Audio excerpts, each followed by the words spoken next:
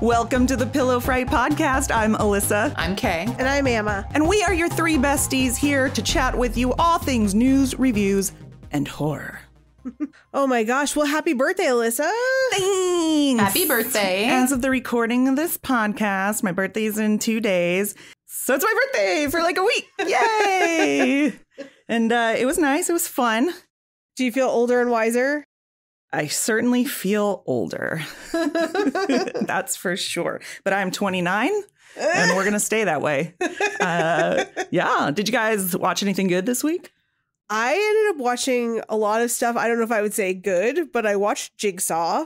Okay. That's a movie that exists. Okay. I watched American Psycho, which is great. Was it a double feature?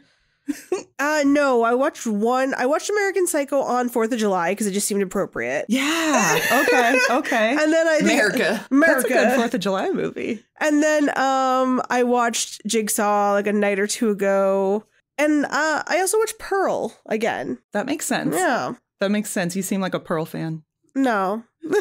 I like it. It's not my favorite in the trilogy. But we'll get to that. Yes. I kind of, on 4th of July, I was a little annoyed that all the movies that I was like, oh, I want to watch this 4th of July movie, and none of them were streaming, except for the Purge movies. The Purge movies are available on streaming. But I was like, but for free, I was like, I want to watch The Bay. I love The Bay. Oh, that's not streaming anymore? No. I feel like Uncle Sam must be streaming. It has to be. I think it's on Shudder. That's a fun one. Yeah, I like Uncle Sam. It's so silly. Okay, I should have just said the one I wanted to watch wasn't streaming, and I got mad about it. They did it on purpose. I love that one. That's my favorite 4th of July movie. What about you? What did you watch? I didn't have time to watch anything, except you reminded me. I had just a couple people over for my birthday on the one night off I had this month. And I put good old Pluto TV on, and they like their Halloween sequels. Yeah. They like their latter Halloween sequels. So naturally, H2O was on. And then I inadvertently forced everyone to watch Resurrection. But there was also like ABBA playing in the background at some points because I like putting music on to TV. And somehow it timed up perfectly when Tyra Banks dances. Yeah. Pretty exciting. So exciting. Oh. I watched Somewhere Quiet. It was a new movie released on Hulu. It came out in 2023, but it just started streaming on Hulu. And it's directed by Olivia West-Lloyd. Synopsis is that a woman goes through a kidnapping, which happens before the film. You don't see that part. And her husband takes her to like his family cabin in the woods to help her mend. It's not really a cabin. It's actually like a fancy rich person in his house. I think it's like his grandparents' house, like family home. But also you were just kidnapped and we're just going to go somewhere secluded. Like that sounds like such a good idea. Totally. And then things get real messed up from there. Because I don't want to say any spoilers, but cinematography wise, a lot of the things that I enjoy when it's done well, like the there was a lot of like shooting into mirrors or shooting like where something is happening, but it's behind her. And it's a lot of you have to figure out what's actually going on, and highly suggest it. And so that is brand new streaming. All right. Well, what's happening in the world of horror, friends? Yeah, there's some pretty cool stuff going on right now. Blumhouse has a movie called Afraid. Formerly They Listen, but in this film, Curtis, played by John Cho, the ever amazing John Cho, and his family are selected to test a revolutionary new home device, a digital family assistant called AIA. It's Aya. Called Aya. Not AIA. It takes a smart home to the next level. Once the unit and all its sensors and cameras are installed in their home, Aya seems to be able to do it all. She learns the family's behavior and begins to anticipate their needs. Oh, I can't even read it without getting goosebumps. And she can make sure nothing and no one gets in her family's way.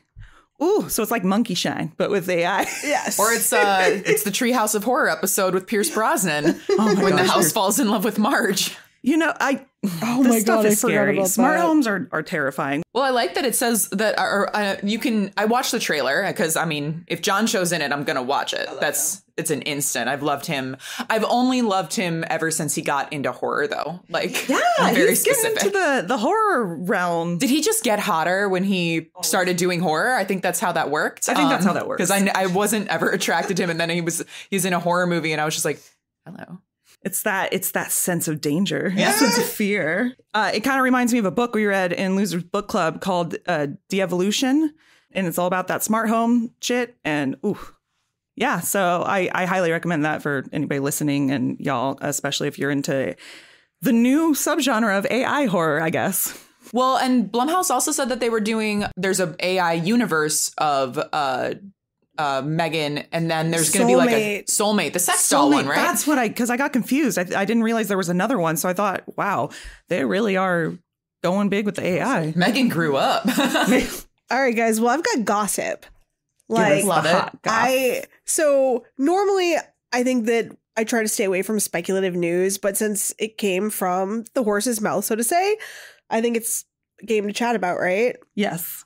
All right, so first we've got a cryptic tweet from Drag Me to Hell star Allison Lohman, back from the frickin' dead, I swear. She retired in she retired in what, like 2016 or something? Oh, she legitimately retired? She retired to be a mom. Good for and her. I think she's an acting coach now.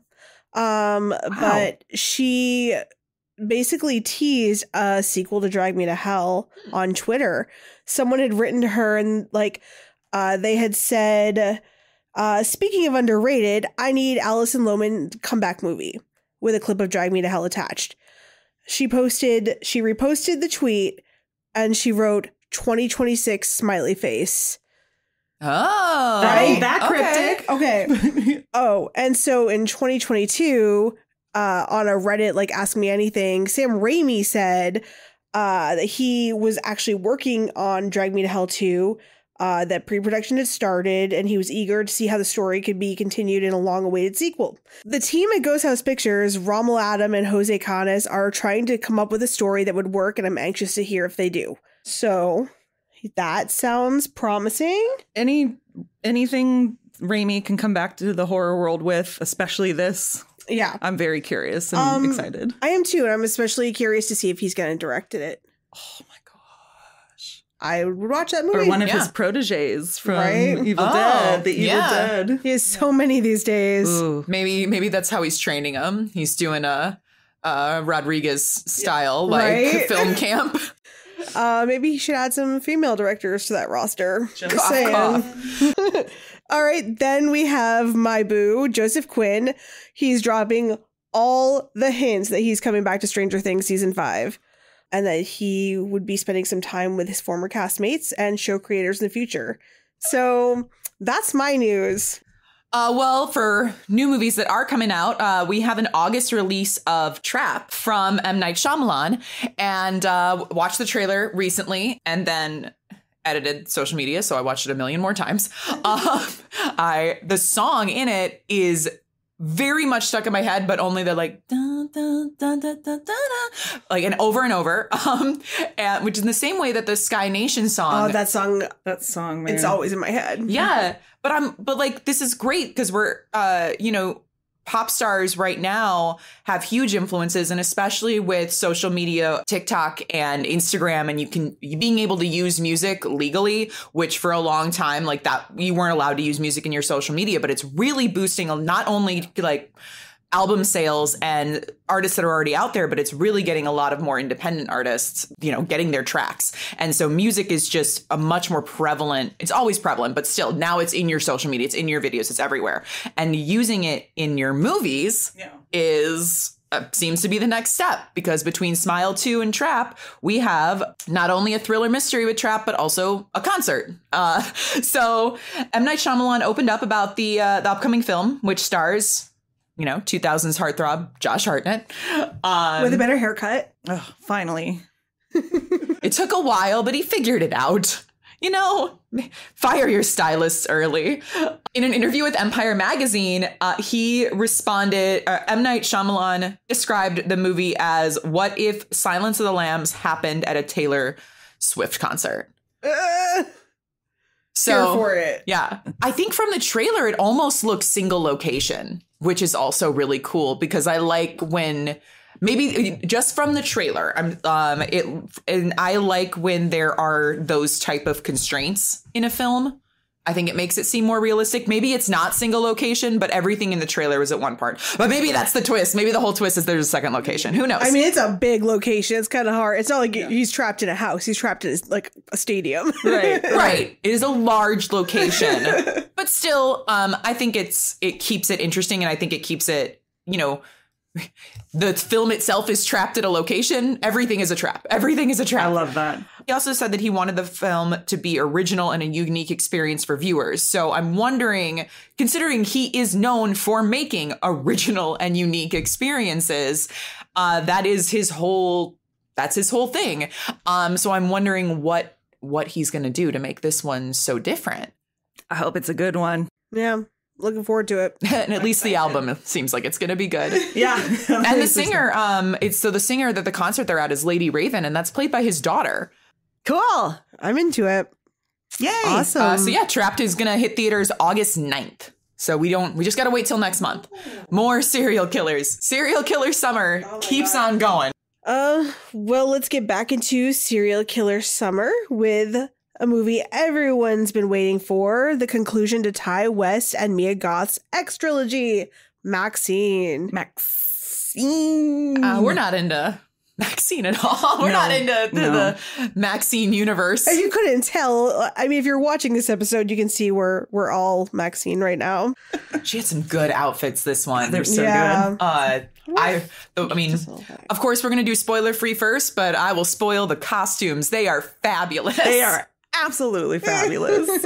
And I know I don't have the same 80s nostalgia that y'all do and that a lot of people do. But I really like that this just felt like the 80s and not a caricature or a symbolist of the 80s. Yeah. Like, this wasn't your Party City 80s. This was legit. But I'm like, what was kind of funny is when I was looking at that, I was like, oh, wait, I just see people wearing that right now. Like the wolf cut. Yeah. Yeah. It's all back. Yeah. It's all so back. I was like, okay, maybe that's why it just feels so normal. We're in LA where it takes place, and the outfits are just the outfits. Anyway, what's the synopsis? Okay, take it away. I wish I could do the inner world. Do it. I don't know if my voice goes that low. It does. In 1980s Hollywood, adult film star and aspiring actress Maxxxine Minx finally gets her big break. But as a mysterious killer stalks the starlets of Hollywood, a trail of blood threatens to reveal her sinister past. Ooh. So what did you guys think of this one? I like how everyone's opinions are going to differ based on what decade they resonate with the most, I think, because there's a lot of people who aren't big 80s people who are like, yeah, it was a great movie, but, I didn't like it that much. Or a lot of people are like, Pearl's my favorite, or this. Obviously, this was my favorite, I think. I just connect with it because I was Maxxxine Minx in a past life. Since I saw it today, but it came out earlier in the week, and social media was very mixed, and I was kind of surprised. Yeah. And maybe it's also because I need to stop going to movie showings at 9:30 in the morning. But I kind of went in expecting like, well, crap, I guess this is not going to be great. And this was my favorite of the three. Nice. And nice. Honestly surprised. I really, really loved X, and Pearl, I respected. Like, it's gorgeous, all that stuff. But it's just not for me. Right. Yeah. It's not. And I just didn't expect this one to be for me because I normally don't go for the 80s horror as much either. And completely shocked because I thought that it wasn't just that it was 80s. It was an 80s horror movie redone in a modern light and redone very, very well. That's what I really, really liked about it, too, because Ty West really has a handle on the decade, I think. And he, again, it wasn't like a parody of the 80s. It wasn't like, oh, we're all neon, we're all this. It was very true. And it had that really dark city 80s grit like Maniac has, like those kind of movies have. And well, I mean, I think it's probably my favorite of the three as well. And I think I was surprised that it didn't go big 80s. It actually went... I don't know if you guys have seen Body Double, but it is so heavily influenced by that movie, like 100%. And I was like, so he's going like gritty De Palma 80s. I loved that. I I thought it was so cool. I actually loved that there was things that were understated about it, and it wasn't so like, and it was gory, but I was expecting it to be all gore, all tits. And this had a lot of substance. Right. I really dug it. Not a lot of tits. Not a lot. They got it over with towards, the beginning. They well, and it wasn't even Maxxine. It was like other people. Like, this was her least sexy role in the series, I love that. out of the 3 movies. She had no nudity in this. None. No, and I think that served a purpose, obviously. Yeah. She was trying to break out of that. So Yeah. I think that was great. The soundtrack is amazing. Yes. And I will talk about that later on, but I swear there's a connection between soundtracks that I noticed, and I wish we could play them on YouTube so you can compare, but I'll say what they are later. Well, there was one that I noticed as well, but I mean, it this movie, and I think looking back at the whole trilogy, it really wore its inspirations on its sleeve, and it's made by someone who loves horror of all decades. Like X was very Texas Chainsaw Massacre, and Pearl was almost like if Wizard of Oz was a horror movie. Right. And, Maxxine, as I said, went very like De Palma / Giallo. And that was such an interesting thing. And I really liked it. Well, Wizard of Oz is a horror movie. If you've ever seen Return to Oz, yes. the scariest childhood trauma. But I don't know what people hated about it. I don't get it. I understand that like it cannot be your favorite, but I'm interested to see what people or hear what people hated, because I didn't think there was anything to like hate. I mean, hate is a very strong word, but I know a lot of people use it in this context. But I'm wondering if a lot of the people who didn't resonate with it are probably bigger fans of Pearl. The tone of Pearl, because they're so different. From what I've read, I think people felt that the script was a bit disjointed. Okay. Which I guess I can understand, but as being such a big fan of its inspirations, I'm like, nope, here for it. Like this all makes sense to me. Like, right. I dug it. I really liked it. I thought it tracked in the sense that it tied into the trilogy, and I can see the disjointed things because I think some of that which we can talk about more specific later.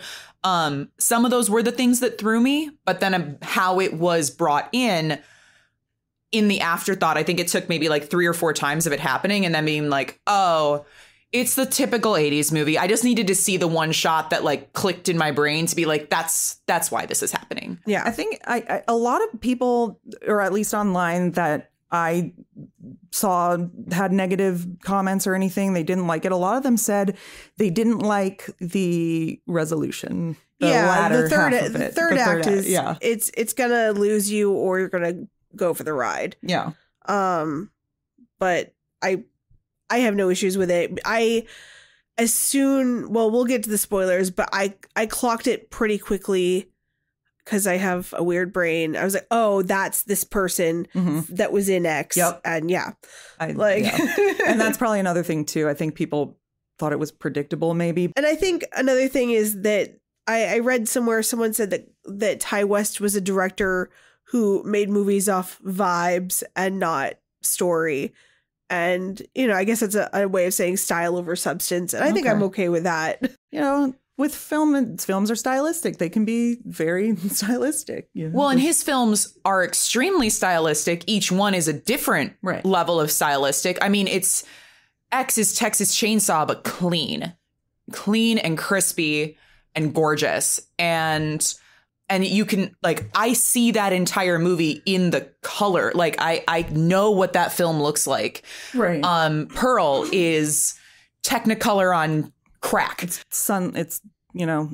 It's Wizard of Oz, but done his way. And then this is 80s horror. Maniac makes, Maniac really tracks. I was like, I couldn't think of it, but Maniac.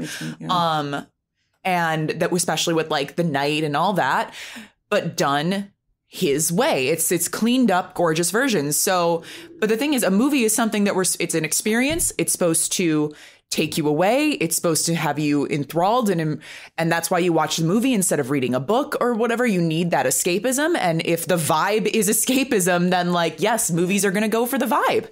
But you know, it's always subjective. I think it's some viewers it's going to connect to, some it's not. It's not something that's as easily accessible as a movie, you know, like whatever Blumhouse is putting out next week that like everyone's gonna get, you know, like I think that I get that people aren't gonna like it, but I think it's cool that the three of us all did. Well, that being said, I guess we are ready to dive right into spoilers. So. Spoilers. This is our clap. It's spoilers now. With the X. If you haven't had a chance to see this yet, that's okay. Pause it, come back after you see it, and we have lots of good things to say. So, yay. All right, you've been warned. Turn it off. Go watch a 9 a.m. showing. No, come back. No.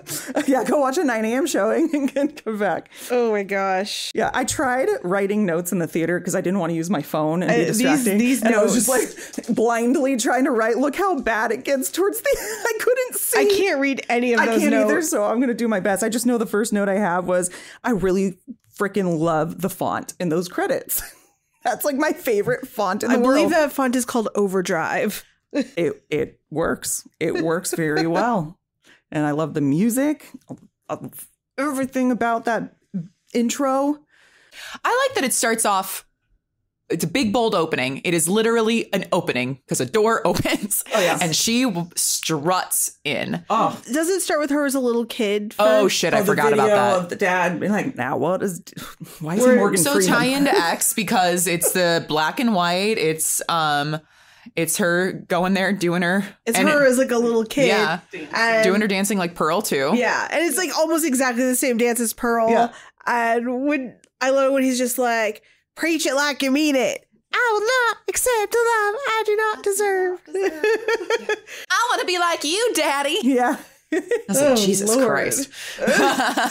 And then you get this vision of bright denim just walk into a warehouse. It opens like that, right? Oh, it's like the big gate to the gate. The studio, the production, the soundstage. The soundstage, which is interesting. Did they have auditions and sound stages in the 80s? That's clue. Like interesting on the lot. choice.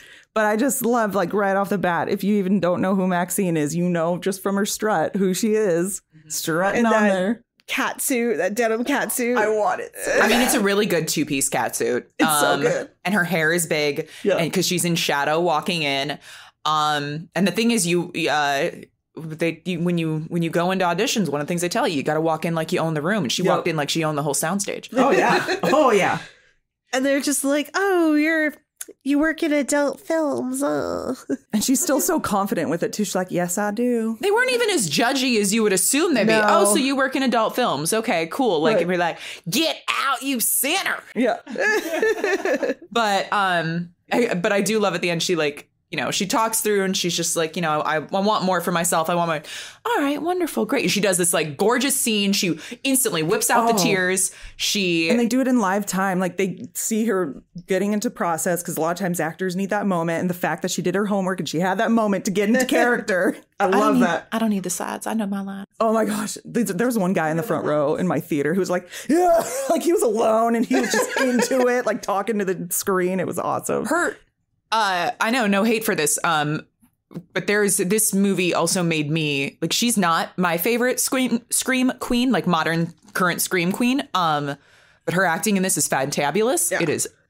And that first scene where she turns it, does her scene, has the crying. And then instantly when they basically are like, okay, great. She's like, yep, thanks. Oh, thank you. She just turns it off. Yep. But then I think my fair price, they're like, all right, great. And can we see your breasts? Can you see her? Okay.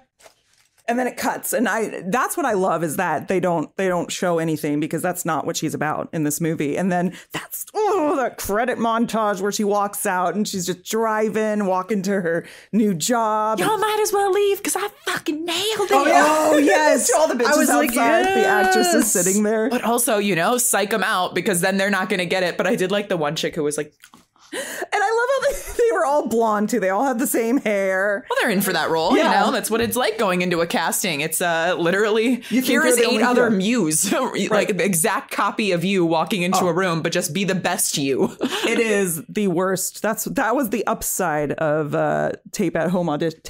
Tape on tape. Self-tape. Auditions. You're 29. We're in the 80s, guys. Self-tape auditions is that you don't have that mental psych of walking in a room and all the eyes go, shh, look you up and down. Like, that's what they do. And it psychs you out and they look at just like you and you want to cry and reevaluate your life. But she didn't. So tap into that Maxxxine energy. Getting in the car that has her vanity plate of my God. Maxxxine. Yeah, that was the title. Yeah, I love that. Well, I mean, that was pretty awesome. Yeah. I think that was a really, really good opening. And then she almost runs a guy down to whip a bitch off the lot. She's got places to fucking go. She doesn't care. She's gonna get back to the valley. Yeah, she got to get back to the valley to go to the shoot a strip club to shoot a porn. Well, she's probably in Studio probably City. in She Van probably is in the Oh, valley. that's Van Nuys, ladies. Yeah. That is Didn't Van we- Nuys. When we shot the thing for Sweethearts at the porn studio, was that Van Nuys or was that Chatsworth? Or where was that? I think that's Panorama City, Van Nuys, Okay. but that was a porn studio. Well, films are filmed in LA proper. Porn is filmed just north. Yes. That's something. Even when I got here, they were like, "No, oh yeah." And then up there, that's where they film porn. I was like, "Oh, okay." As a proud resident of tropical Van Nuys, that is where the pornography comes from. Porn capital of the world. Anna lives in the porn capital of the world. It's pretty fitting. I mean, it'd be hilarious if instead of like there's the Hollywood sign and then there's just XXX up in when you get to the porn area. I wish. That's how you know. 3 buttholes in a row. I think that would sell the valley very nicely. What are you here for? That one or that one? But I loved her going to the strip club because it also is very same, X. We had Gator, and now we're going to the airstrip, The landing strip. landing strip. Yeah. Oh, but then the crew, they had like the little crew area too, and it's the dressing rooms. I was like, I like. Well, just the crew area was like where they were shooting the porn. Yeah. Which I'm like, did they have to hide it? Because I don't feel like you had to hide it. No, Well, I don't think you're gonna film it outdoors, but it was just like, it looked like it was their extra like back area where the loading dock or something Yeah. like that. And I love how she's walking through. They're like, hey, Maxxxine. Hey, how's it going? if he would finish already, I'm trying. I'm trying. That was funny. I actually loved in her dressing room her cookie jar of Coke. I made a note. I was going to say Goose cookie jar of Coke. her goose cookie jar of powdered sugar. Oh. Powdered. Are we not allowed to say Coca-Cola? Coca-Cola was Would you in- like to build a snowman? Yeah. Yeah, she was taking a trip down the slopes there. Yeah. And it was just filled. So much little golden spoon. little teaspoon. golden geese. The golden goose spoon. And I like that and she's like snorting it with like $100 bill, or is that the end? It's the end. That was the end. But I like that they kind of set it up like, you're like, is she gonna say it? Is she gonna give us that line? And it was like, nope. While she looks in a mirror. Yeah. I mean, the callbacks were necessary because it is all 3 movies tied together, but like they didn't feel forced or like, Right. hey, look, I remember this other movie. It was like all of them felt very like, oh, it's in the moment, but It like, you wasn't love a it. certain. Even when she walks by the girls outside the audition, there's like X Factor above them. Yeah, And yeah. I was just like, oh. I noticed that in the in one of the production stills, Yeah. where she's walking to the car and you see that, and it's just kind of like there and there, like Yeah. it was. I love that they threw all those in. I noticed it again later, which we'll bring up when we get to that point. But they and then her friend's like, "Do you want to go to private?" She's like, "No, I'm working. Yeah. I am here as a job." And they're like, "You work too much. You don't party enough." Girl, she just did a line of snow. She just shoveled some snow right up in her face, and you're like, "You don't party enough." The 80s, man. 80s. Aerosol hairspray and powdered sugar. And powdered Yes. sugar all up in your junk. But like, yeah, like, so she's like getting ready to like, she's like dressed as a nurse, and her friend is like, oh, there's this big party in the hills, and she's like, nah, I gotta go to Star World. Yeah. And Which then we get to go to Star World, and I don't know why I really liked that place. Star World, the video store? where they're doing the like behind the glass Oh, yeah, peep shows. peep shows. Yeah. So something I clocked right away. I don't know if you guys have seen this movie because it's a weird deep cut, but it's called Don't Open Until Christmas. Yes. Have I made you watch that? I feel like I have. You might have. I mean, I know I've seen it, but probably a recommendation from you once upon a time. But yeah, it's a deep cut favorite of mine, and there's a whole scene in it. It's basically a whole movie. It's a British horror movie. I think it's may have even been like a video nasty, where it's someone killing Santa Clauses, like dudes dressed as Santa. And anyway, the dude goes to a room full of peep shows. And that scene is absolutely like the grip of the gloves and the breaking of the thing, completely homaged from that. I was just like, oh, that's so cool. Well, and weren't the doors that had the legs spread open? Isn't that the same for Bayou Burlesque? Isn't that the same legs? Yeah. Oh, yeah. Because I was like, I have that tank top. Yeah. You made me that tank top. But like, I love that on all the doors. And then like their headshots on it too. It was just so 80s to have their black and white headshots, nameless, of course, because, privacy of your sex workers. Of course. But I also didn't even realize that was her. I didn't either. I thought that Is was it her or is it Halsey? I thought it was Halsey, but then no, they do, it's her. Oh, okay. because they do the close up of her when he's getting more and more angry with the gloves, and then there's just like the close up of her. And do they? Because she's wearing a wig. That's why. Got it. Do they still have peep shows? Do they exist? I don't know. I don't think they exist right on Hollywood Boulevard anymore, but like, because that was kind of crazy. I was like, I lived there and I don't remember that. I mean, maybe I missed out. Well, maybe deep down an alley somewhere you probably can find one. But there's a place that I drive by getting here and it says adult arcade. So I don't know what that is. And I'm like, I don't know what an adult arcade is, but I want to go. Well, we're gonna have to do the research for don't worry, fair audience. We will suffer this one. At 9 a.m. You'd think, 9 a.m. you're safe. That's probably where you're gonna encounter the worst. That's the worst of it to go. That's the filthiest show. Is the 9 a.m. showing. I think it's after this that I wrote "fuck yeah, obsession" montage, because soundtrack again, obsession. You know me in that song. You are an obsession. You're my obsession. And then you just see dirty Hollywood. Like it's a montage of just dirty Hollywood. And I love it. And I love the punk getting with like his his glued hair that he probably glued and then ironed with an ironing board. That's what I think when I was talking about the 80s is like more of the punk scene, more of the grit, like you said, the grittiness, the city versus scene. The aerobicized, Mary Kay mom kind of 80s. It's not your, Lisa Frankenstein 80s. It's your it's your dirty maniac. It's that other part of the 80s, which was a very big part of it. It wasn't all neon, pastel, glitz, glamour, and shoulder pads. It's the part that the Ninja Turtles were trying to defend you from. That part of the 80s. But I did like, she's walking down, she's getting off work, going into Hollywood. And then her and Halsey once again is like, let's go. A different friend inviting her to another party in the Hollywood Hills. Well, a party in the Hollywood Hills, the same one. But we didn't know that yet. If you've ever been to a club or a screening at Hollywood and you go out and it's late at night, you know what I mean when I say I can smell those street dogs. Oh my God, yeah. They showed the street dogs and you can just smell them sizzling on the street. And I hope whoever hears this, if you know what I'm talking about, I hope you're hungry and you go get a street dog right now.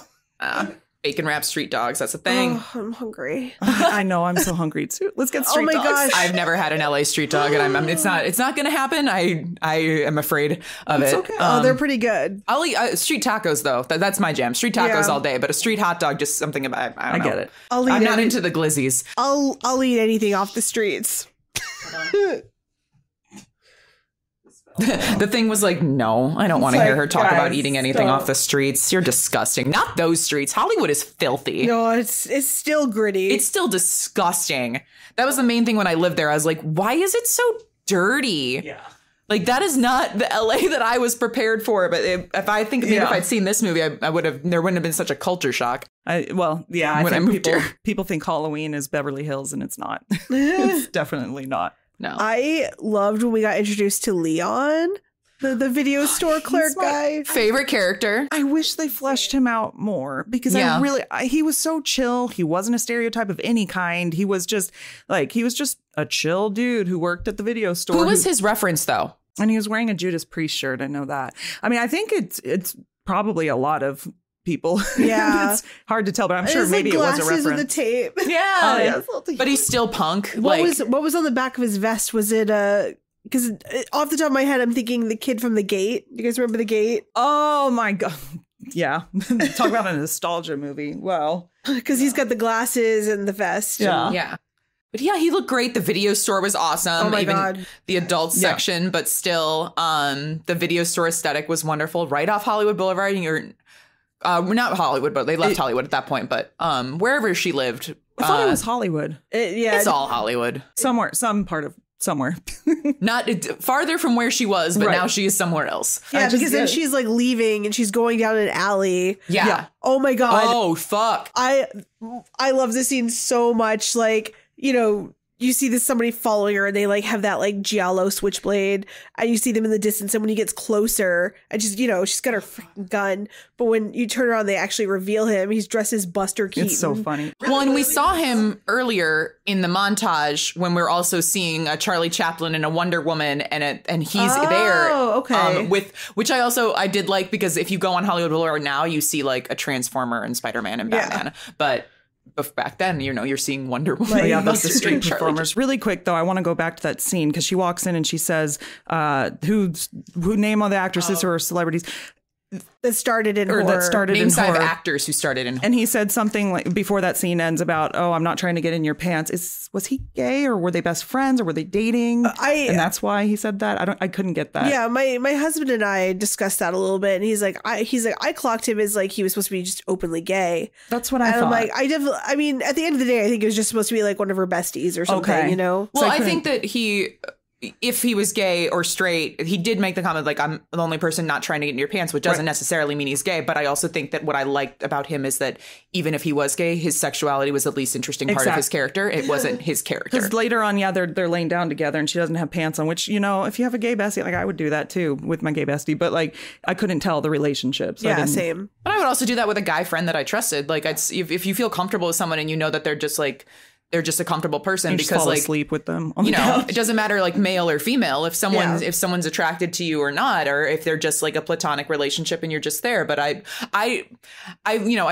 course I thought about it, but I was just like, but that has nothing to do with him. He is. There is a line later on where he's like, I don't do that anymore while looking at someone. So like, but I'm not in that business anymore. Yeah. So I'm like, what was it? Drugs? Was it? Yeah. Something I just wanted to clear that up. But yeah, the Buster Keaton is hilarious. Oh my God. And then like, she's trying to get through the fence you think. Well, and it was smart of her because I was like, well, we know she has a gun because we saw her pack it before she left, but she's still pulling the thing. I was like, why didn't she put the gun out? But then when she waits till he gets close to like instant, she's like, this was all I was acting, basically. Yeah. Also, we've skipped over the biggest kind of thing overall arc is that they show clips of the Night Stalker. Oh, the Night Stalker's on the loose, and they never. I mean, this is spoiler territory, so it doesn't matter when I say it, but I love that Richard Ramirez was a fucking red herring. I love that, and I love that they don't actually show him or anything. They just show news, so you're like, oh, is he the one? So you think it might be the Night Stalker cornering him, but no, it's just some nerdy ass Buster Keaton dude. Oh my God, but yeah, so Buster Keaton, and she like she pulls a gun on him, he's so close, and she's just like, now strip. Oh yeah. And then like, now suck. She's like making him like blow her gun. He's like, what? I was just joking. And then like, she's like lay down, and like it's just like so fucking awesome to see her have all this power. It's very cathartic to me. Yeah. And then she just like stomps his balls. Well, what she says is, do you know what happened to the last person who tried to kill me? I bashed her head in, and that's because, and you know that she's already been through the violence. That's why she's not scared of him. She is playing all of this. She is 100% in control of the situation the whole time. Yeah.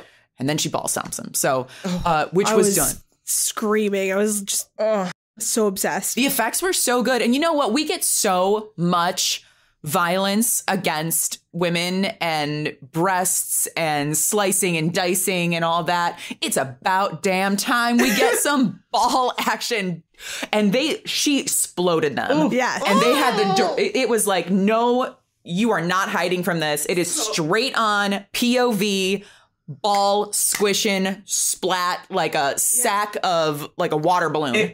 I was the only girl in the audience when I saw it. So in that scene, I mean, it was really funny because all the guys were like holding themselves. And I mean, I cringed too, but it was just funny to see the synchronized reaction to that. Yeah. No, from I all was the like at like a football game. I was like, woo! Yeah. Smacking down. I mean, it's like Terrifier. You had to watch a girl get sliced from taint to tip, but like this one, I was like, oh hell yes, Straight to the point. And I just love that angle. And then it's also I kind of felt another like throw because of right in between the legs, like the X, and we've seen like the in between the legs for the women a lot, and now we get it for the man point of view. And I was like, oh my god, I'm loving this. Yes, loved how that was shot. Also disgusting, but like, you know, some people are into it, so like whatever, let's go. After that, she gets is that when she goes home? Yeah, and then She gets the tape. it's the tape. That's right. I went to the bathroom really quick at this I kind of did too. because I have the app called Run Pee. And I guess with movies being as long as they are, they have to make one. But it tells you when the best time to go to the bathroom is, so you don't miss anything. It's really cool. So they're like, that's the best time. You have 2 minutes. Well, yeah. So I mean, they basically she gets a knock on her door, and the tape is delivered in an envelope outside, and he's ran away. And like, maybe it's going to be sides, maybe it's going to be whatever. They used to drop those off in person, so like. That could be a thing. And and her bestie's asleep on the couch, and she puts the tape in, and it's her. It's this scene of those like turning behind where she's like on top of him in the barn. Yeah. And that's the it's the X porn. Yeah, it's the porn. It's the porno, which like if you think about it, that porno probably I don't think it made it to distribution considering they all died. What was it called? The farmer's daughter? The farmer's daughter. The farmer's daughter. Daughters, right? Plural, I think. Because there were 2 daughters. Yeah. 3. Well, technically 3. There were 3 daughters. Surprise half sister that they brought in at the end for RJ. fun. Oh my gosh. You know what? Fuck that guy. Yeah, I know. That guy sucked. He's such a little baby back bitch. I need to watch that again.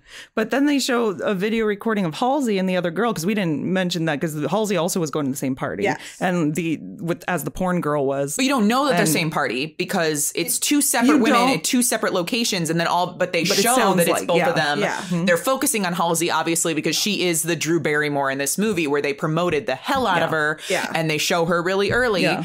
And she's inviting her, and she's more descriptive of the party. But then it clicks that it's the same because they're 2 girls in a closet. Yeah. Yeah. With like all tied up, and it gets very found footage. They're recording it's like 8mm. Yeah. Yeah. And the whole thing changes. All of a sudden you're watching this authentically 80s VHS 8mm found footage movie of these like torture porn girls, like almost sinister level of like graininess. It's giving Manhunter. Yeah, exactly. And then you see the gloves, the guy with the gloves, because there's 3 men, and then the glove guy comes out. They open the doors. Yeah. And I love those doors. Yeah, me too. Oh God, those doors, I love them. I don't know what it is. I hate leather. Aesthetically and like texturally, I think leather gloves is like nails on a chalkboard to me. The noise that they make, and so every time he's doing this, I was like, "Fucking stop!" Like, luckily you weren't old enough to pay attention to the OJ trial. would have been a lot of glove action I was not into. As somebody who gets hired to do a lot of giallo, right? I get hired to do a lot of giallo stuff, and like that's you got to do that. You got to get those like ASMR like glove sounds, and it's like a staple of the subgenre. Yeah. And like it's gross, and it does make you think that like, oh, this is the Night Stalker, this is the serial killer. All the time you're seeing him, you're like, and he's just there, and all you see are gloves. This is the only thing you see of this character multiple times is gloves. Yeah. I mean, and it's so like, I think Bava did it. Argento definitely did it. Like that's just a staple of like giallo is hands and gloves. What was the movie with the British movie with Michael, the fancy British actor who played Alfred? Michael Caine? Yeah. Michael Caine? Michael Caine. Michael Caine, and it was a lot of glove stuff. I feel like I know what you're talking about. I cannot think of it. It's fine. That was really rough, them pulling out of the closet, but I also really liked how it was shot when they do like the little, as soon as the struggle starts and all the clip cuts, and then it ends with her like the scream. I just thought it's super, super fast, but it was beautiful. Yeah. Yeah. And then we go to the cemetery. Yes. Which is not Hollywood Forever. But it's supposed to be. Hollywood Forever has a pond. Yeah, I mean, it looks like I don't know if they shot it there or where they shot it, but they called it something else. I was just like, is this a real place? I think Hollywood Forever is the only one that looks like that. It did look a lot like Hollywood Forever, though. Because I've picnicked by the Swan Pond in Hollywood Forever. It's swan, not geese, but they called it Goose Pond or something. the name Goose was in the, like, there was a word there. And that's So when I was like, funny. I swear to God, if there's a dead duck, I'm going to be real pissed. But they have the 2 corpses, and it's the 2 girls she works with at one of her 8 jobs. And They're branded. and those are those beautiful corpses from the trailer where I was like, but they look so good. Where's the quarter jar? Where's the quarter jar? A beautiful corpse jar. I saw looking at the credits that Halsey was scanned, not life, because they're like life cast of so and so by, life cast by so and so by, but Halsey was scanned. I don't. What is that? Body scanned? Yeah. So instead of doing like a full body cast, which we see Pearl kind of do, but it might have been more. I thought a body scan was for like toys or something. Yeah. It just said, because it said Are we life, getting action figures? Yeah. it said life cast of so and so by this company, life cast of this and hers said body scan or life scan. I mean, but she also, She's the biggest name. yeah, maybe she just isn't going to sit through a life cast. Oh, I see. Maybe it's a I new see. technology. I'm just curious because I've Interesting. never Well, but heard the of thing that. is, like, hers as a corpse, that, it doesn't always mean that it's not her. They didn't do anything with her body that was like crazy, like later on, and other bodies where it has to be fake. It can't be a person because a human being can't, like, the makeup wouldn't be effective as that. So if sometimes, if they're making a prop body or a prop body parts, you're going to need to have the casting done, like a head cast and stuff like that. But scanned could be for anything. There's a lot of reasons to use. I've just never heard of a scan before, other than like for digital stuff. Maybe because later with the eyes, the quick eyes thing, that was a digital thing, I mean, that maybe? looks so cool. All the stuff with the eyes looked really cool. The brands looked really cool. Yeah, the brands were really well done, and the way that they were still beautiful but dead, because even the cop or the forensics guy was like, "It's really beautiful girls. I'm sad to see it." Oh, and yeah. the lady cop looks at him like, I feel like they say that in so many forensics scenes in 80s movies. I'm sad because they're pretty. So sad. Such a beautiful. I really wish they murdered more ugly people, then we wouldn't feel so bad about it due to their lack of value. Like, what the fuck? Yeah. It's so weird but that does happen all the time. But yeah, they're like, even like right away, they're just like, it looks like another Night Stalker victim. And she's like, you wish it was. Like, Yeah.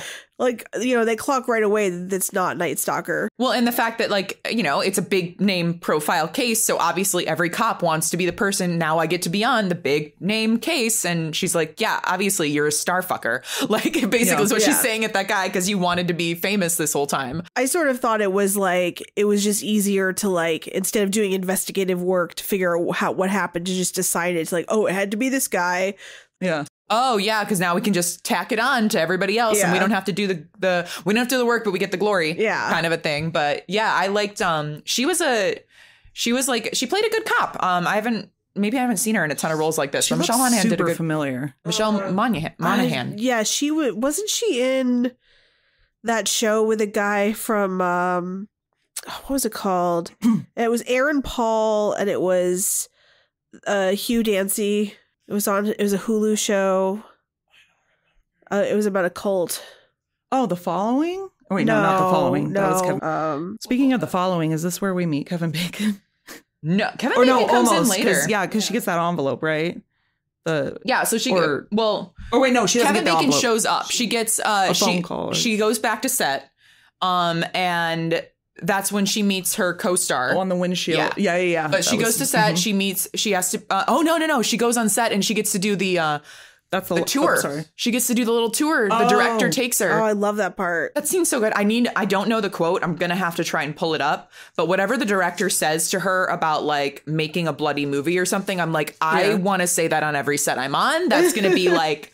But when this movie comes out, that line is going to be everywhere. I fucking loved it. I loved her delivery. I think that Elizabeth Debicki does a fantastic job. And not only she's great. She's so good. And also she's just, her whole energy for that director role is very much, it's every director that it's a woman that has been through it, but she absolutely knows what she's doing. She is there to create art. She understands what the industry is, and she knows how she is going to get through it.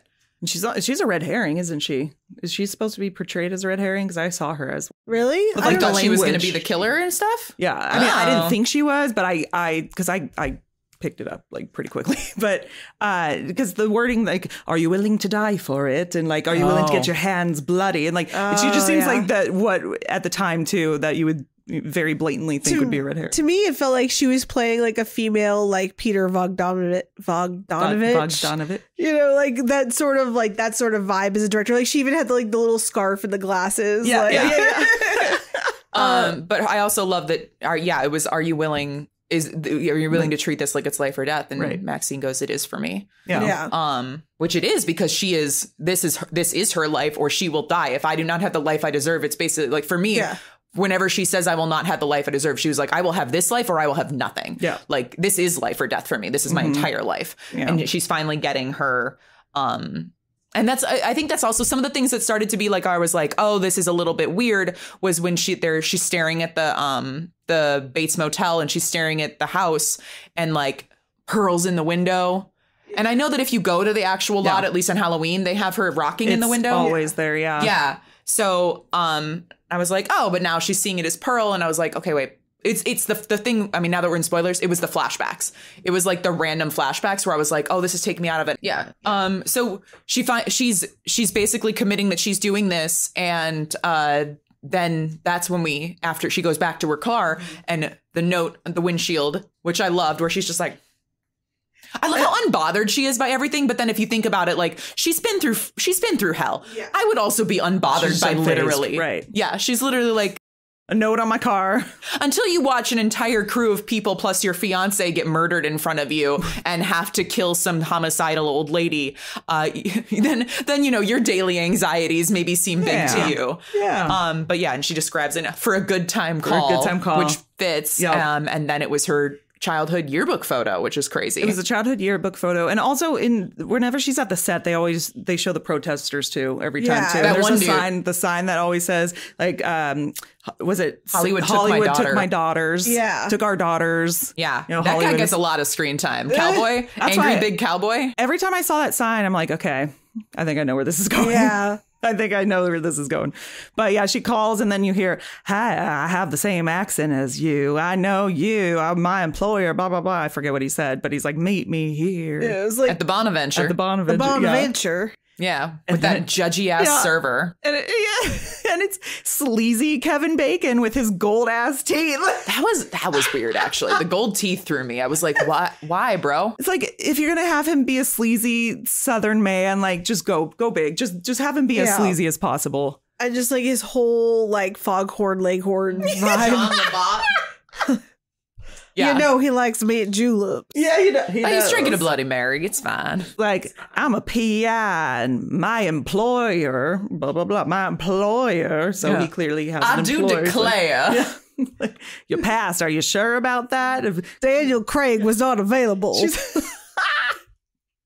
He's basically being sleazy and trying to intimidate her into, I don't know, giving herself up or something. No, go to meet her boss. Go to meet her boss. His boss. She's like, even if I did it, which I didn't, like, there's no way to catch on. And he's just like, well, he's like, she's basically like, you can't prove it was me. You can't prove any of this.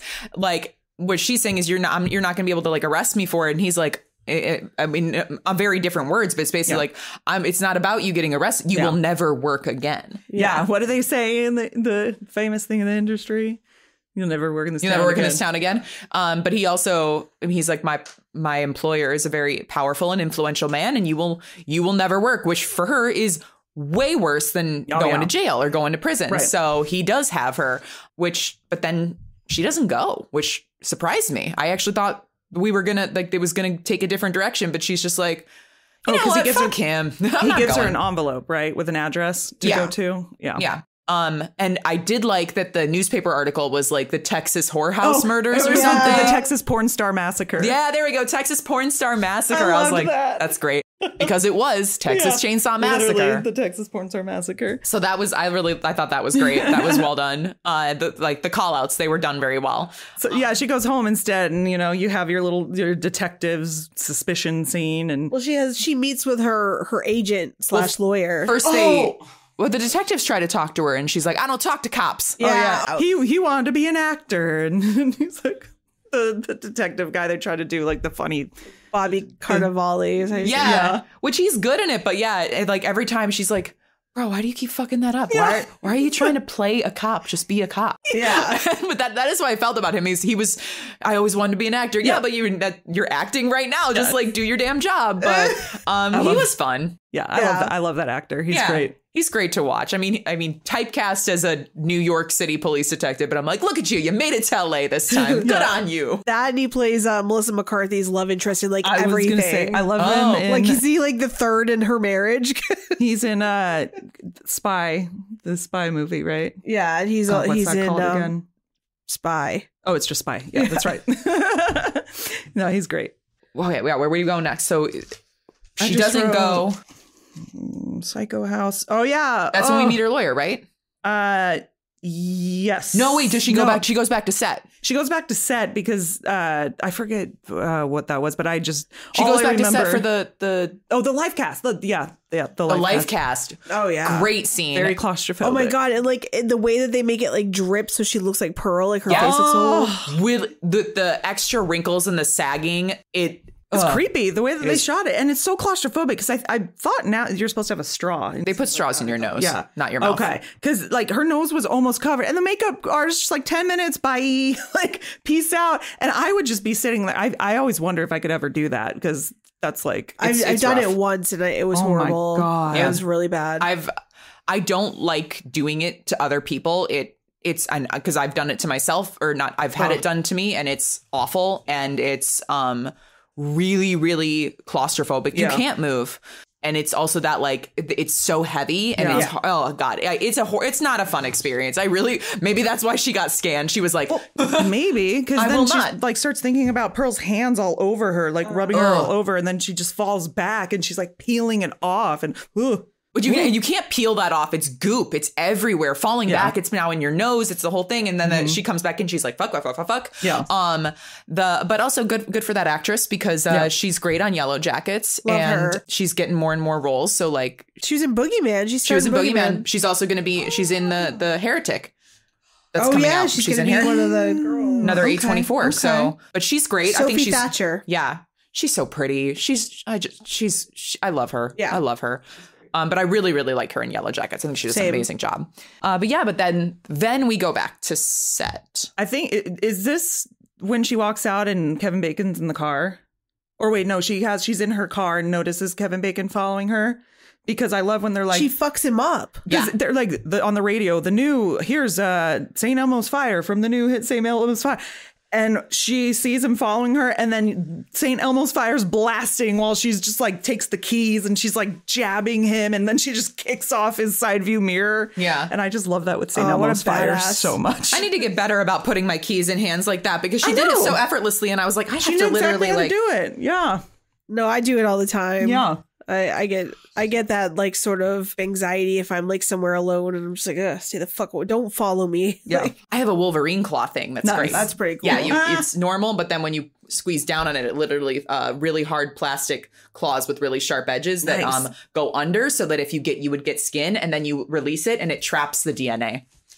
Oh shit. Whoa. Yeah. That's dark. Just warnings. Those exist. Haha.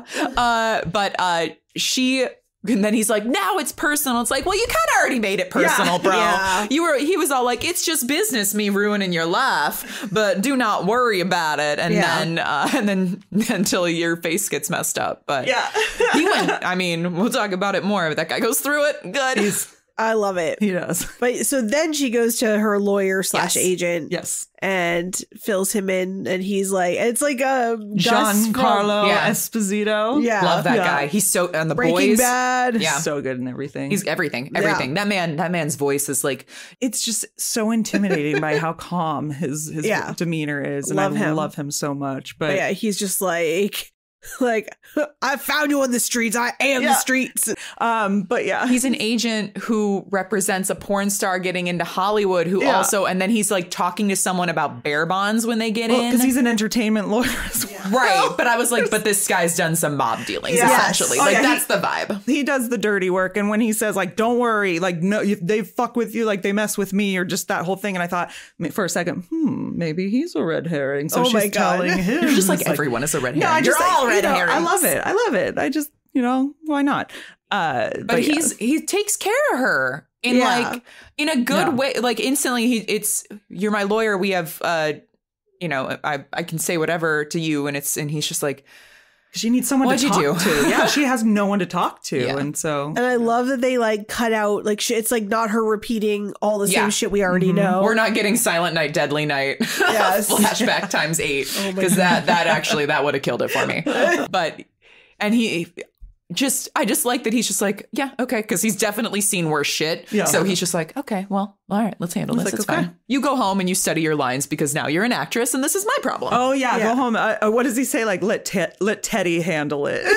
Teddy, you can handle my shit anytime. Right? Yeah. We all deserve an agent that good. Yeah, I want a Teddy. I want Teddy to be my agent. Hollywood needs to step up, you know? Where are my notes? Oh, I wrote So Giallo Argento Blood. Oh, that must be the next. Yeah. Yes. So best and worst scene in the whole movie, in my opinion. Best and worst in the whole movie. And she's going home to study lines. And they cut it with, every line she's highlighting goes directly to what is happening to her best friend Leon in the video store. And it's that like anyone around me will suffer. Yeah. And you know that something's going to happen to him. He kicks a guy out, which is why he's like, I don't do that anymore. And then you're kind of like, oh, maybe does he know the killer? Yeah. But then he kicks the person out. So you're like, never mind. Because I guess red herring. That guy was a red herring too. You know what? Now that I'm thinking of it, it was an old dude. Yeah. I wonder if it was something to do with under the table pornography that nobody should buy. That's what I kind of could have been thought. Yeah. Oh. I kind of got the impression. Bummer. Yeah. That I don't know why that just clicked like at this moment. I was like, oh yeah, but yeah, like and the cut on the back of his neck. Okay, so that was impeccable. That was so front of the throat cuts is done. Like it's a staple. Oh, I do it all the time. They're so great. Easy. They're gory. They're fun. Everyone loves a good one. But you see in the shop reflection, he's sneaking up. He grabs the knife that he's been playing with the whole time. And I also like do forensics on this VHS, and she's like just do forensics on. He's just like, I mean, I can tell you who makes the tape and like maybe where they sell them, but like what? Like I was like, what? Now like you can't figure out where a VHS came from. We couldn't do it now. What are you talking about? But I thought that was funny. And then he's like sneaks up behind him with the knife and the gloves and everything, and that slice, and you see the muscle and the sinew and it's bright. The blood is so like Suspiria Argento bright. And where they mix like you know the fucking acrylic paint and But to me, I mean, I'm sure they were going full on Italian giallo, but it was giving I know who killed me. Like that's what the killer looks like, and I know who killed me. Like I haven't the Lindsay Lohan. Yeah, he did. That was a little weird for me that like it was like he was wearing a ski mask or something, but I was just like, oh, I don't love that. But it's so giallo. I just wish it had just been like angles. You don't see him kind of a thing instead of like a mask. It's a vibe. It's like literally, it's a vibe, but it's not my vibe. But like everything else was the neon, the blood splatter on the VHS with this type of lighting was perfect. I loved that, and the slice on the eye. The branding and this again, just the makeup. I have a book of hospital photos for makeup artists, and the slice on the back of the neck. I was like, that is so spot on. I could not believe it was practical effects. And Fractured Effects, the company, like any movie that they're involved on now, I will be like, I'm going to look for. So anything that Fractured Effects does from now on, I am instantly going to have faith in that movie, because those, you know, they did not shy away from the gore, but it wasn't gory. It was gritty and as realistic as the movie is itself. Very gritty. And it's really sad when she comes out and sees, and I don't know why they just like, is that something they did in the 80s? They just like opened the sheet for her. Everyone. That was for her. Yeah, because the girl cop was like trying to get her attention, and like it's like from her point of view, she knew that Pearl wasn't guilty. She's trying to talk to her to get information to like, that Maxxine was not guilty, and that she was trying to get her to cooperate so she would help her. And so that was one of those like, she lifted that sheet to be like, this is because you wouldn't help. Yeah. She made eye contact. She's like, it's personal now. Yep. And I think that's that scene in particular, when I'm not normally like I said earlier, Mia Goth isn't normally my favorite, but how she handled that scene where like she doesn't even open her mouth. It's all in her eyes and like she's fighting her way through. And I was just like, God damn it. That is some good acting. Yeah. Like I'm swayed. I get it now. I get it.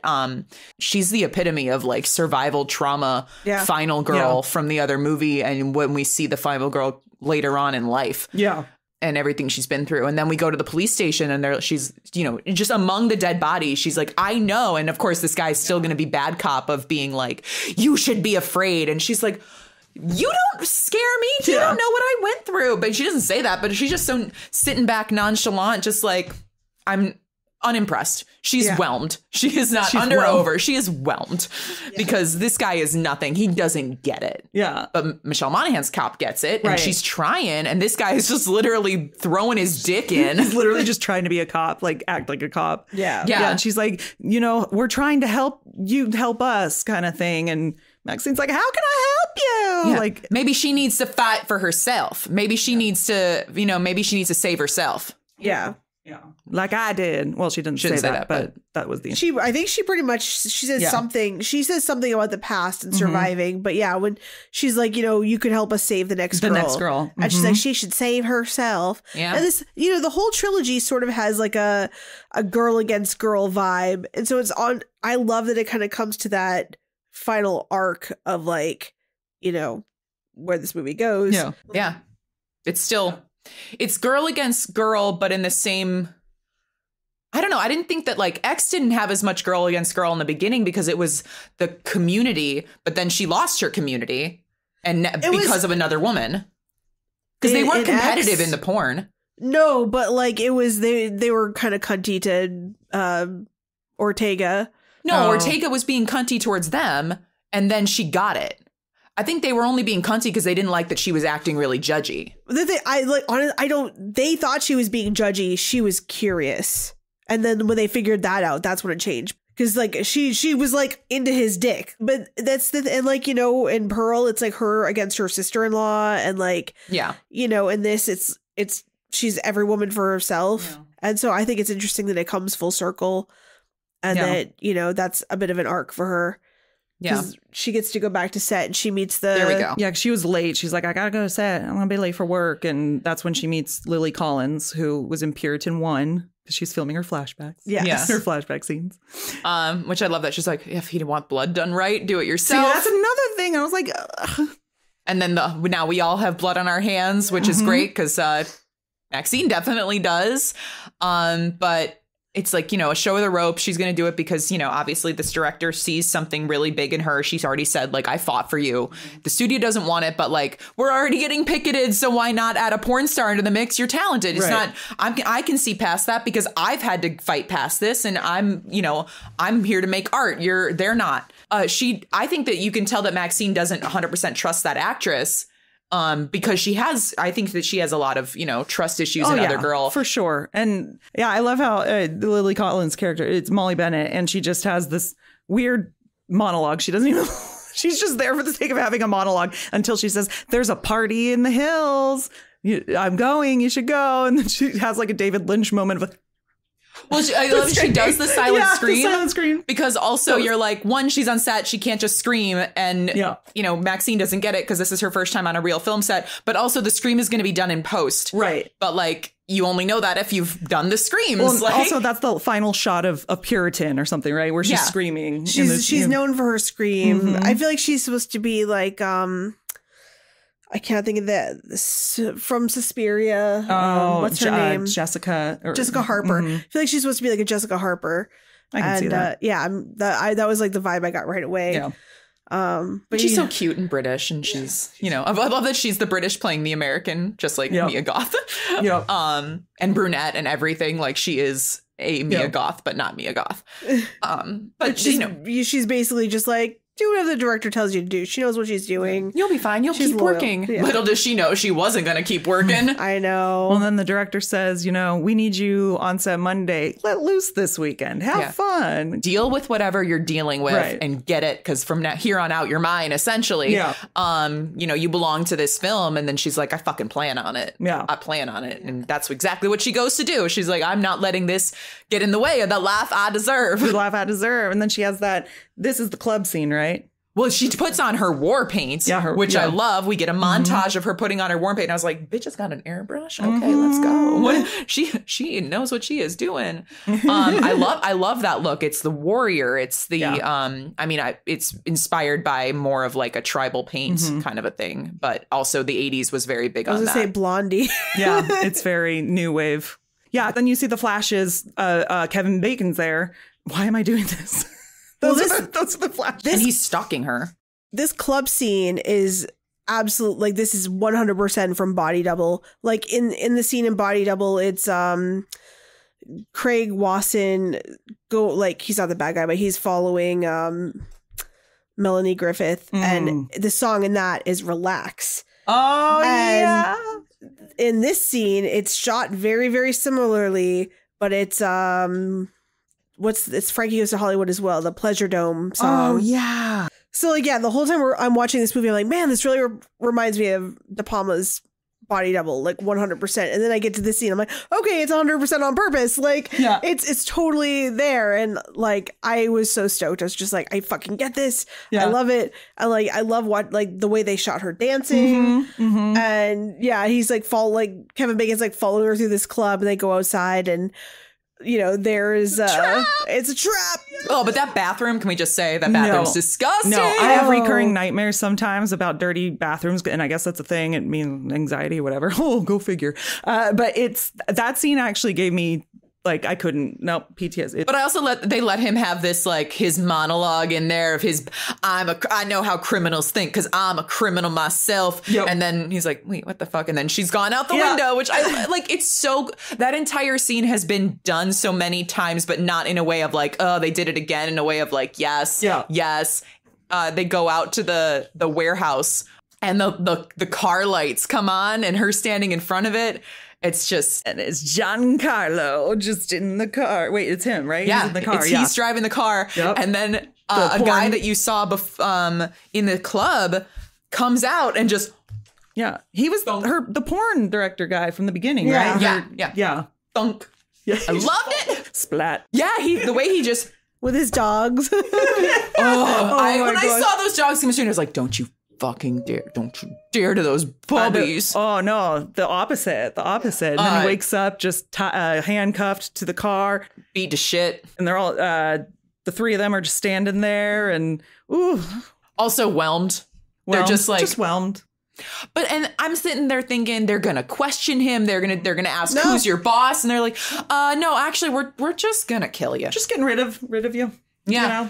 And he's begging, he's pleading, I can be bought, I can be paid for, it's no longer personal, and none of it matters. And I was waiting for that the crusher to stop so that they could question him, and that was not, they didn't. Oh no, the car crusher, it just keeps going, and then they don't take away, and it crushes, and all the blood is flowing out. Oh my God. Oof. And it's do you guys remember the movie Gone in 60 Seconds? Yes. And they were gonna kill Giovanni Ribisi in one of those things. I was like, oh God. And then they actually seeing it done, you're like, yup, that's pretty fucking awesome. Yeah, because normally you don't get the full playthrough. You don't get the payout of them crushing a car with a person in it. That's a stunt that they did, and they did it really well. I'd love to see the behind the scenes of how they did that safely. But because it's you still see Kevin Bacon till it's down. Till it's down. And I love me a good crush scene. You get it in the prestigious Saw 5. You get it in Hello, Mary Lou. You get it in I can't wait till we cover that movie someday. I love that movie so much. Only part of this entire movie that made me gag was when the dogs went to go eat his bits. I was like, ugh. Oh, and that's when he's like, I'm an agent. I clean up messes or get something. On out of here. Get on out of here. You go on home. That's what you got I do. Other things. And then the dogs eat it. And she's, I was just like, oh, well, I guess as long as they're okay eating the human bits, the little chunks. But then she just goes home, and she's just she takes a shower. You think she's just gonna go home and go to bed. But she's like, She has a flashback I'm not done. Oh, yeah. to 20 minutes ago. Flashback to earlier today. Well, she thinks about Lily Collins that's going to the the eyes. party. Mm-hmm. Yeah. Yeah, Lily Collins going to the eyes going to the party because maybe the whole moral of this movie is don't go to parties in Hollywood Hills. Yeah. Yeah. Nothing then- good ever happens there. Great Nothing good views, comes out of there. but that's it. But then she sees the other flashbacks. It's that's the Halsey eyes scene. That's the corpses and everything and all her dead friends and in the flashback to X and everything. Like it's the culmination. Well, and it also it flashes back to like what the cop said where, you could save the next girl. Yeah. And she's like, She should save herself. yeah, but And that's when she's like, shit. I gotta okay. save myself now. Gotta take my own fucking advice. Yeah. well, the last flashes is Lily Collins. So she thinks she's going to try to save Lily Collins. Oh yeah. Mhm. And, I love it. It's, what is it? Starlight Drive. And Mhm. she has to take a gondola, which again, it's the weird architecture is also so body double because they have the chemosphere and that, and this they have the house with the gondola thing Right and next to the Hollywood sign. yes, Yeah. oh my Yeah. god, I think that would be go to a location where a gondola is your only exit is going to be a hard pass. Doesn't sound intriguing to me. No, please do not. yeah. But yeah, you're right. I think I forgot about the fact that she was going to go save her. But in the same, I was like, why is she saving her? And then just now I was like, well, probably because she doesn't want her film shut down. I don't think it has anything to do with saving that bitch. I think it's like, yeah, but what if they shut the movie down? That would Right. suck. So I'm going to go save her, I guess. I'm Yeah. going to go save my career. Because at this point, she is all about her.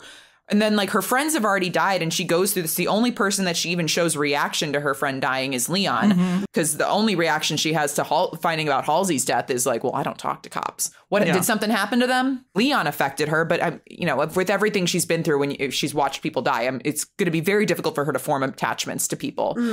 So her going to save someone that she doesn't even know kind of didn't like that thought didn't even occur to me that she'd be going to save that person. Why does she give a fuck about her? Yeah. So unless it is because I need to save the movie, then I would get that arc of like, because it's for her. She wants to be a star. She's a star. So that's her motivation. I also kind of saw it as like she had help from in the last scene getting rid of Kevin Bacon, and so she knows what it's like to have people on her side. Mhm. And she knows that this girl who's been nice to her, who gave her advice, who was in some way friendly to her, I think there's some morals there. I don't know. She called her Nadine. She didn't even learn her Oh, fucking yeah. name. I don't know. I think I can see it either way, but I think that there was I think the reason she went to that house was for her and for her only. And that Holly was there. Molly. Molly? Molly. Well, she didn't learn her name. I'm Molly not going to learn Bennett. hers. Saving her didn't occur to me. I think my perspective of it is that she went for herself. Maybe she should save herself, and she is saving herself by going because she needs to get this shit taken care of before filming starts on Monday, or this, maybe she'll lose her Right. part. So I took it as, Maxxxine is doing what Maxxxine does, and Maxxxine is looking out for number fucking one. So that's what I took it at, but like I can see it being both ways. I'm just going from the shots that were given to us. Yeah. Well, you know what? It could have been anything. When we do the architectural deep dive into the inner workings of Maxxine's mind, maybe we'll be able to cover it, figure it out. Psychology. Yeah, when the books are written on the psychology of Maxxxine. Oh God. This is when she goes up and she opens the door and it's that video from the beginning of tap dancing tiny Maxxine and the dad's voice, say it with purpose and Preach it with purpose. preach it with purpose. I mean, I know that you guys both said you clocked it early on. I didn't. I thought that it was going to come into play, but I didn't think it was going to be him. I didn't think it was going to be Richard Ramirez, but I didn't think it was going to be the dad. I don't know. For some reason, I thought that guy'd be dust by now. Yeah. and I didn't think he'd have the physical strength to do what he did. But, in horror movies, the frailest of people can become the littlest of Jason Voorhees can become Jason. So it's horror movie logic. Every time I ever watch X, I'm like, why are they making such a big deal of all of these preaching scenes on the TVs? Yeah. because they show it so much. Yeah. And then as soon as they show the clip of her, when they say Maxxxine, she's like, I want to be like you. I was like, oh. Well, and I knew 'cause they ended X. They ended it right where she's walking out and then the preacher. And you know that's her dad from X, right? Because I knew. I thought. No, I didn't know. In X, you don't know that they're related. I had no idea. That was her dad. That they didn't say that. I don't remember that. Maybe in X they don't say it, but in this movie they say it. I don't know, but I thought I knew. They show a picture of a girl. They show a picture of a girl. I lost my daughter to this, and she has the freckles. She's got the This is on. So I thought it was implied. Yeah.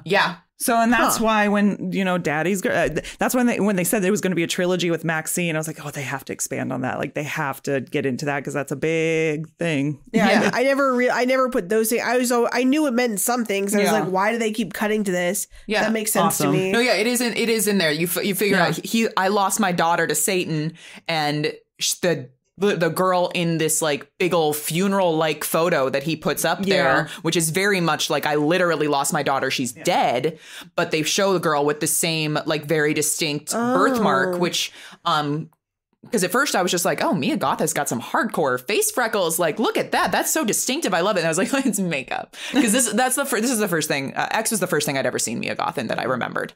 I mean, you're not a big Nymphomaniac fan? She's a Nymphomaniac. Never seen that. Never seen that. Where her and her man met. That's okay. Well, I don't watch his movies.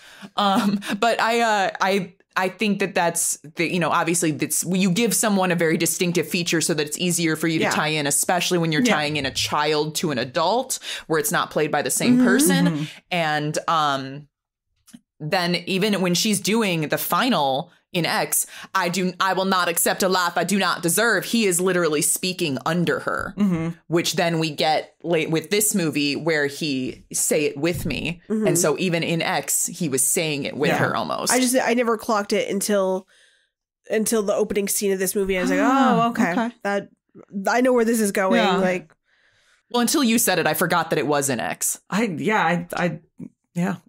Well, I was looking for specifically for some of our social media stuff. I was watching that final scene and to tie stuff in, and that's so having watched that a couple times, I remembered that, and it was that daughter, and it's because as she's leaving, that's when they go in to the sermon, and that's when you see the daughter, and that's when you're supposed to clock it. But I think that is they don't outwardly say it, but I think that's where her photo is. Like, correct me if I'm wrong, but when we look it up, that's what it's going to be. Okay.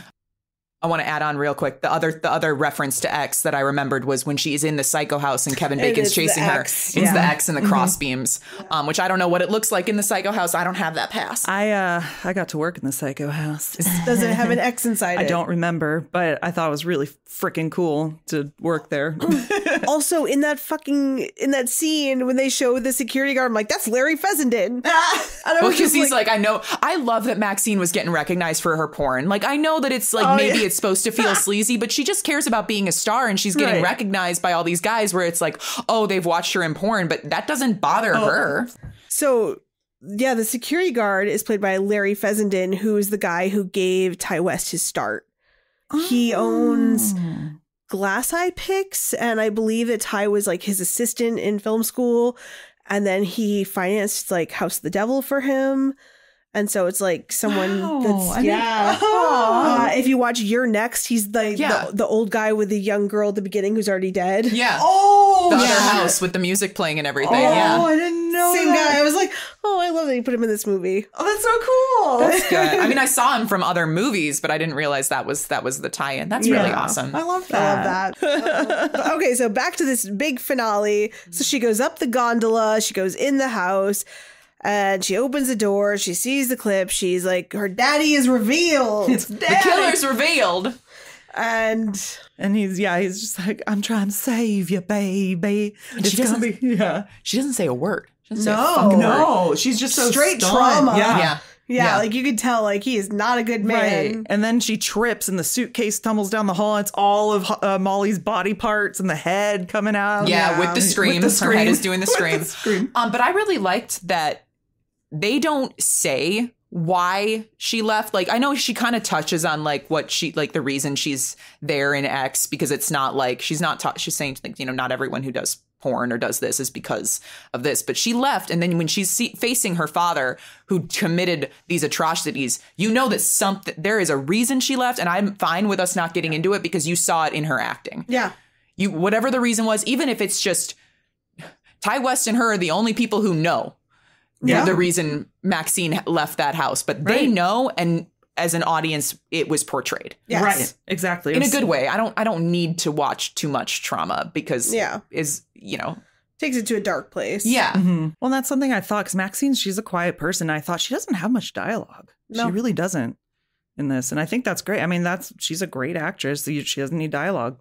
She just emotes. And I love that. But yeah, this is when she falls, right? And he puts the bag over her head. That was, I love a good bag. So Black Christmas. Black Christmas, exactly. I'm sorry. Why does no one, and the thing is, I'm not going to test this theory out by having someone put a bag, I mean, I've thought about it, and to be like, how do you get out of things? Because you're supposed to know how to get out of handcuffs. You're supposed to know how to get out of a trunk of a car. Her hands are not tied. Why does no one just go...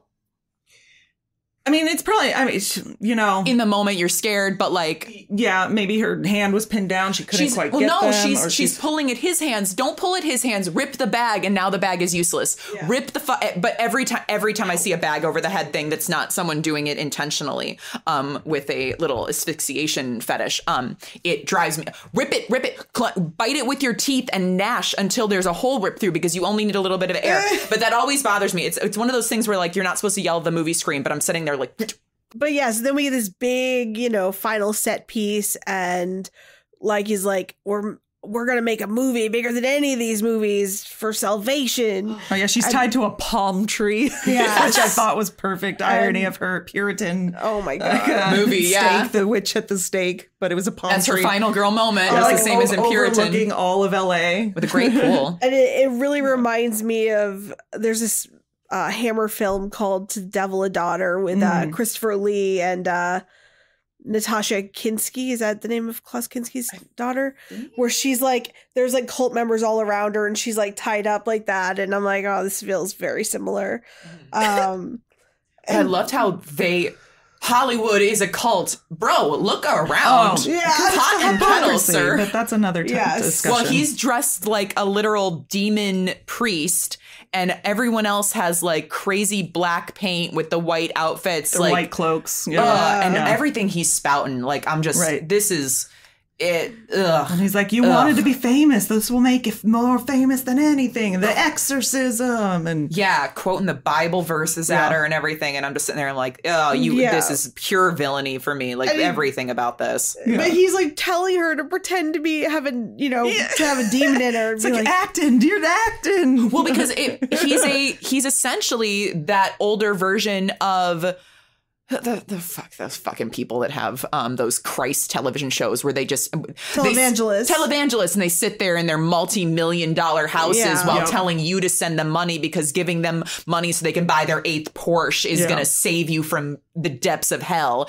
Jesus wants me to have my mega million mansion. Like, he is that. He is the other version of that, but on a smaller stage where they used to have those preachers that would come and you get these poor people to give up all their money for some fraud. And he is a fraud. Workers, the snake oil miracle workers. Yeah, those healers, those faith healers. And he is essentially, I need you to act like you're possessed, please. Like, did he make her do that before? And that's why I want to be like you, Daddy. I'm sure. Yeah. Like, if he's training her from a young age in front of the camera. Maybe that's why she it basically comes down to him threatening her face with a pentagram. Oh, yeah, the branding. But it's act for Daddy or get scarred. Yeah, so you'll never act again. Like, and that's that's where the terror for her comes from. And then actor just jumps in there. Oh, he was waiting for his line. He's like, no, this isn't my cue. Yeah, he's just waiting for the right cue. And this is my moment. And this part is probably the most ridiculous part of the movie. Yeah. This like shootout between the parishioners of the cult and the cops. Guns. There's sawed-off shotguns hiding out. And I love it. It's like 80s. A very, almost, for me it felt almost Tarantino with the whip of all of the weapon reveals. It's a little Bad Boys too. Yeah. There's a scene like at the beginning where it's actually Michael Shannon of all people in the Bad Boys 2 movie, but there is a big scene with the KKK.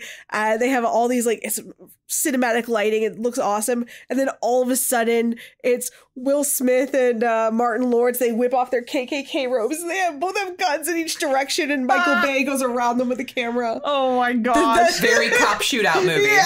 It is. It was very, very silly. Oh my god. Was there also like I don't know if it's the Wilhelm scream, but I thought it was when the guy falls from the balcony. Yeah. Oh yeah. I was just like, oh my god, I love that. Just like falling in the one. pool. You get one Wilhelm scream. It's free to use, but you only get to use it once. Yes. But then they fall into the pool, and like and somehow magically she never gets shot, even though the palm tree, that little ass palm tree, is shielding her from all the flying bullets. A lot of plot armor. Shield me. Yeah. Oh, sorry. Yeah. Oh, She gets her knife. She has that knife that she busts out. She could do that though. She could get the knife. She got that. Too bad she didn't have that with the. But then the female, shield me. I gotta reload. Like I'm out of bullets and all this like so stereotypical 80s cop movie where I was like, oh, we get multiple movies in one with this one. I love it. Then it just all comes to a head at the Hollywood sign. Oh my god. Where she has to climb up like in those shoes. Yeah. In those shoes. Girl, no. I love how she takes the gun because she's like, Maxxine, stay here. I got it. And she's like, so do I. Like she goes up because we have backup coming or something. Yeah, Backup's got this. But doesn't she have another moment, like another flashback moment? Am I remembering correctly? I don't think so. Where she I think maybe it's a voiceover where she's staring at the gun on the ground and she like she says something. Oh yeah, she said, so do I. Got it. And then as she's going up, you hear all the like you don't know who's getting shot, who's what. So boom, boom. Oh my god! And then she fucking gets the lady cop gets the cross through the eye and tumbles down the hill. And says, does she say words? Is it just I think gibberish? it's her brain might be. Yeah. And then tumbles down. It sounded like she said like, I did it or something. And like actor cop did. was just like, I wanted to be an actor. Let me hold the Hollywood sign with I've my never blood. been up here before. 30 years in this town. I've never been up here. Or something poetic irony. Oh my god. And he dies and she's just like, all right, bye. Yeah. And her dad was clearly shot down. Like he's dying, Oh, and she's there's gonna finish that shit off. Oh, the helicopter overhead. Well, and then she's over top of him. He's dying. Helicopters are saying, Maxxine, give it up, which is like very like, seven. So but then we go to the premiere of the movie. So then I'm like, okay, so now we're in the future. It's the premiere. You're the #1 star. You're the name. Everyone loves you. All this stuff. Yeah. Your movie's like Diane Sawyer #1 moment. Like yeah. But then the lights are on her. What are you going to tell the girls? And I thought we were at the end of the movie. I thought she was going to say her iconic line and we're going to get credits. Mm-hmm. And then she doesn't say it. She goes back to her dad. And she's like, and we're back there. Yeah, say it with me. Was it in her head at that moment? I think it was in her. I think it was her future playing through of like, what do I do? Do I just walk away? Do I just stop? I thought she was do this? Gonna like shoot herself or something because she's like, I do not accept a life I do not deserve. Which I thought, it's this or jail. I think she would shoot herself. I thought maybe the cops were going to shoot her. I did too. I assumed that they would even after she. But I thought that the helicopter saying her name was her going into this. Like it didn't happen. The helicopter saying her name was her going into this like mind thing of like, oh, we're all doing this. Maxxine, because then they start chanting, Maxxine, give it up or whatever. But then they're saying, Maxxine, Maxxine, Maxxine. Yeah. So I think I don't think that really happened. I think that was in her brain. We go back, say it with me. Her dad with like his blood lipstick, his red wine mouth is, I will not accept a life I do not. Yeah, and his head just explodes. Big old exploding head. Yeah, the cheesy 80s exploding scanners exploding head. Like I loved it. I was like, that is gory and fun. Oh, it was a great one. And then it's a month later, right? Where she's filming in her 50s, her Hitchcock blonde. Yeah. But that's why I got so confused because I thought if she did that, they would have shot her on the spot. Like from the helicopter. I know, I did too. And I was just like, how did that happen? She probably got off from trauma being like, it's not self-defense, but she did escape a horrible situation. But granted, like, they don't fucking know that. But yeah, they don't know that, because the cops are dead. So they can't be like, don't shoot. We're just supposed to accept it. Yeah. They did their investigation. They were like, you're fine. Yeah. You're fine. She's in her trailer and she's like, doing her coke with her SAG card. Oh my god, yes, and her $100 bill. Yeah, to show that she's made it. And I don't do snow with $1 ones anymore. Yeah, I don't snow with singles. I'm a SAG actor now. Yeah. Yeah, and she's like, "You're a fucking star. You're a fucking movie star." Movie star. Oh, we get the mirror. It begins with the mirror. It ends with the mirror. And going on set. I love that they're like, let's have a moment for Holly. And then it's like 10 minutes. Everyone's like waiting, like we done. And then like the AD's like, yeah, okay. Good moment. Good moment for that. So okay, we're good. Let's go. And they say, she's a Hitchcock blonde, which is it's a thing. Yeah. And and then she gets the head. I was after Pearl's ending with that smile forever, I was like, what are they gonna do for the credits for this one? And I love that we see the reason that they did this life cast is this head on the bed of just like. Yeah, it's supposed to be a flashback scene in that movie, but I think that's I love the head. They find she got it done. And then when she's just like, I wish this could last forever. Yeah. Yes. She gets her name on a chair, which is a big deal, and she's right next to the director. She gets to watch it through camera. And we get to see her dead life cast, which is I just think that's a really cute way to do the credits. And I thought that was going to be the whole thing. And now we're going to get fucking right. Yeah, we get all of Hollywood.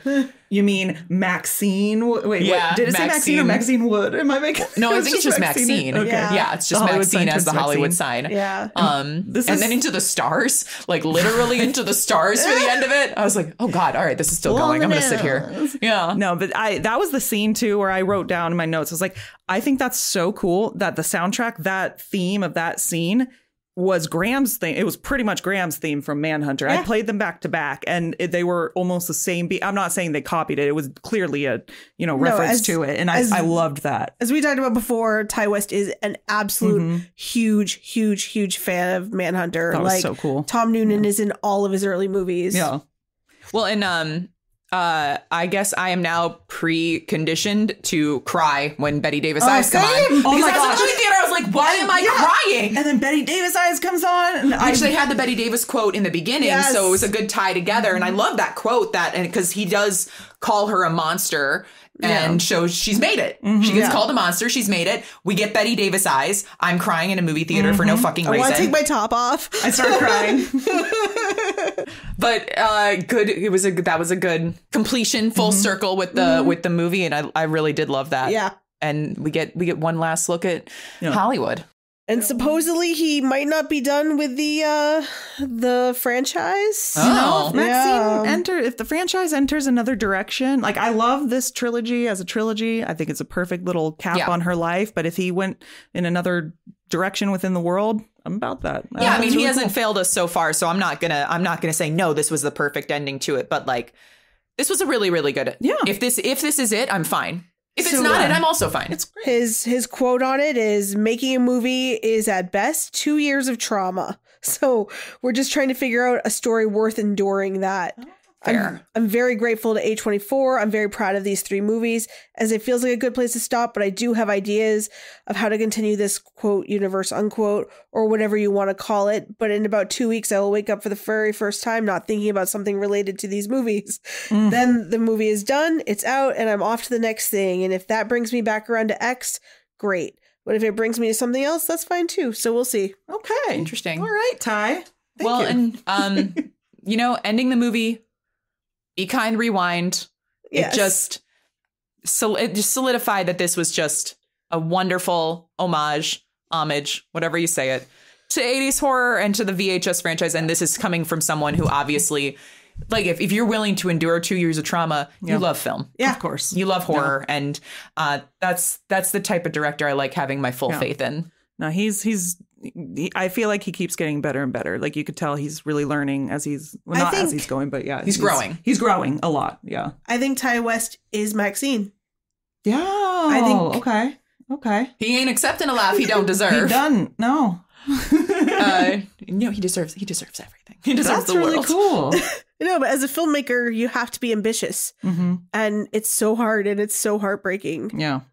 It's not an easy field. I mean, it's anything with creating art, because this world isn't necessarily about art anymore. It's about consumption. Yeah. And how much money something will make. Yeah. He couldn't even get greenlit to do Maxxxine, even though he had the idea, until Pearl came out. Wow. A24 is like, let's talk about it after these both come out if they make money. I mean, even if it's not this franchise anymore, I am very much in, and you know, his filmography is great, but I'm excited to see where he goes with this, if he steps away or if he continues. I mean, it's clear that he's really great at all subgenres, like with Innkeepers. That's a ghost story, you know, House of the Devil.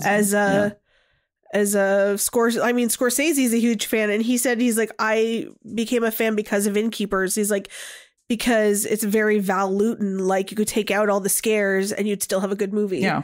And you know, and he's fought tooth and nail to get there. He did so much stuff under $1 million. He went to director's jail and did 5 years of TV, where he said that doing TV made him a better director. And he came back with, you know, X, and look at where he's at now. Yeah. We all could wish for that. I know. No, he's Eddie's little scamper toes are, it's his dinner time.